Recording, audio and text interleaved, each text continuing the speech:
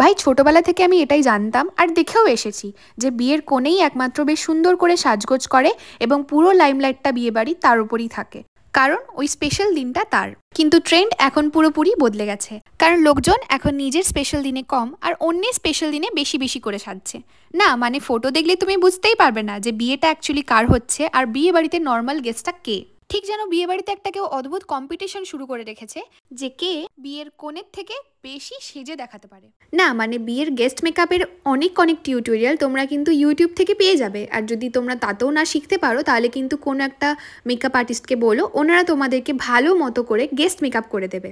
এরকম করলে বিয়ের কোণের স্পেশাল দিনটা শুধুমাত্র তারই থাকবে আর তুমিও বিয়ের গেস্ট হিসেবে ভালো করে সেজে সেখানে যেতে পারবে। এতে করে বিয়ে বাড়ির লোকজন বিয়ের কোণেকে দেখা বন্ধ করে তোমার দিকে হাঁ করে তাকিয়ে থাকবে না। আশা করছি সেই সব মানুষগুলোর ঘটে কিছু ঢুকেছে যারা বিয়ে বাড়িতে বিয়ের কোণের থেকে বেশি সেজে যায়। বাই।